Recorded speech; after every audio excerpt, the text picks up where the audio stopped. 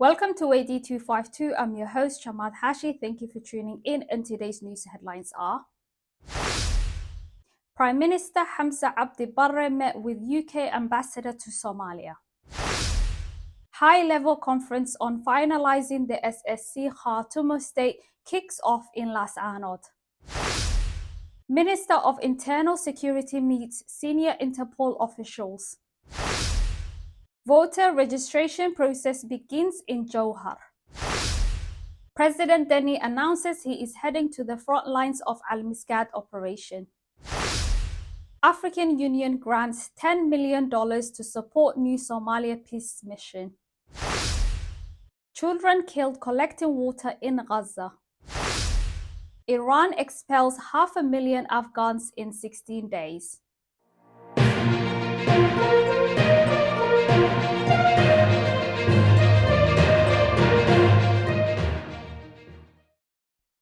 Good evening and welcome to the news.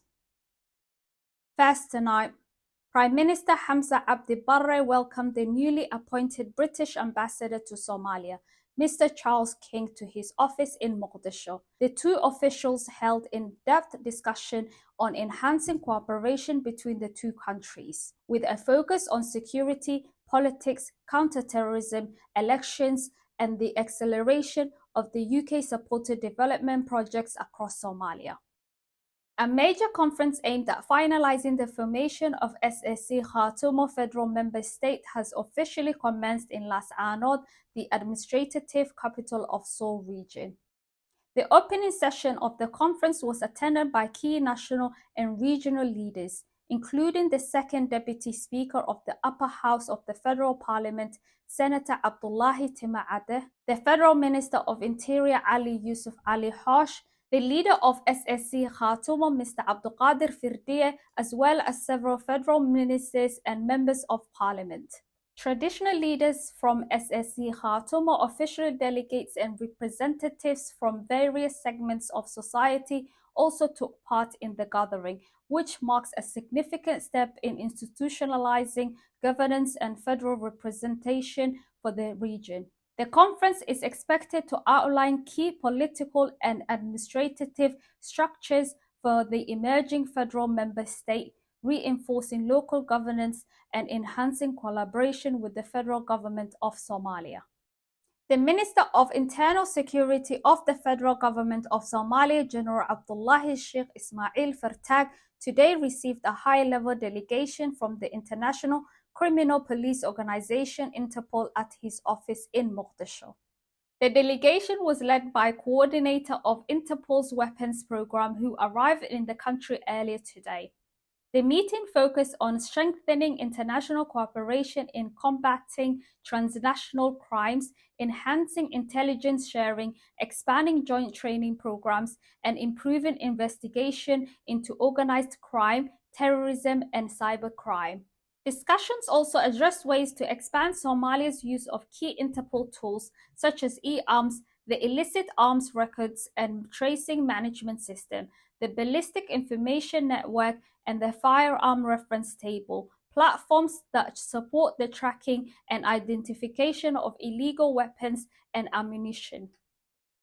Minister Fartag expressed his appreciation for Interpol's continued support and its close collaboration with Somali security institutions, which has contributed significantly to curbing international crime and improving Somali's access to global law enforcement resources. He reaffirmed Somalia's commitment as a member state to deepening this partnership and advancing joint efforts in the fight against cross-border criminal networks. Puntland President Saeed Abdullahi Deni has announced he is heading to the front lines of Operation Al-Miskat, a major campaign targeting terrorist groups in Al-Miskat region. President Deni said his visit aims to boost troop morale and reinforce his administration's commitments to eliminate terrorism and restoring security. We are determined to liberate our land from terrorists, he stated. The operation focuses on militant hideouts in Galgala and Almado mountain ranges and marks a significant push by Puntland forces to stabilize remote regions. The voter registration process was launched in the city of Jowhar, the capital of the state of Hirshabelle, state of Somalia, in preparation for upcoming elections under the one-person, one-vote system. State officials and hundreds of citizens stood early in a long queues in front of the city's registration centers to actively participate in the building governance institutions. The historical step, which confirms the government's commitment to holding direct elections, is an important opportunity for citizens to freely choose who represents them in power. The African Union has approved $10 million in emergency fund to support its new peace support operation in Somalia, the African Union transitional mission in Somalia, amid growing security and fiscal pressures. The decision was pressed during the AU Executive Council's 47th session in Malabo, Equatorial Guinea, with the funds set to be drawn from the AU's Emergency Contingency Reserve Fund. According to the AU official, the funding is aimed at strengthening African Union's transitional mission in Somalia, operation capacity as it takes over from the ATMIS, which concludes its mandate earlier this year. This support is crucial to enable African Union transitional mission in Somalia to fulfill its mandate under difficult financial and security conditions, the AU said in a statement, calling for increased international political and financial support. Launched in early 2025, African Union Transitional Mission in Somalia is tasked with promoting peace, stabilizing liberated areas, and supporting Somali-led state-building efforts in face of ongoing threats from Al-Shabaab insurgents. AU leaders warned that without sustained backing, the mission's ability to secure gains made under ATMIS could be undermined, potentially affecting the broader stability of Horn of Africa.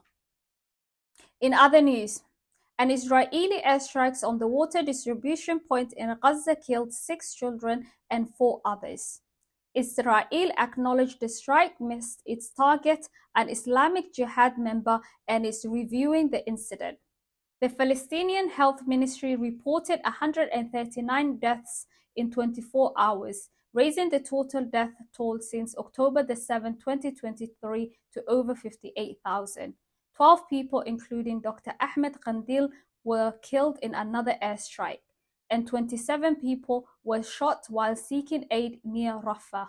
The Red Cross reported 132 casualties at its hospital.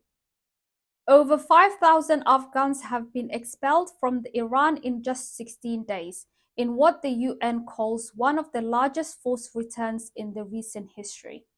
The crackdown surged after Iran's conflict with Israel amid unfounded claims the Afghans spied for Israel. Many deportees, including hundreds of children, described abuse, extortion, and harsh conditions in detention. Border centers in Afghanistan are overwhelmed with temperatures reaching 40 degrees and 104 Fahrenheit. The UN and the rights group have condemned Iran's action, warning that Afghanistan is unprepared to receive such numbers. Over 1.6 million Afghans have returned from Iran and Pakistan in 2025, with up to 3 million expected by year's end. That's all for today. We'll be back with more news updates. Until then, stay tuned with Weydii 252. Please do not forget to subscribe, like, and share. It's good night from us.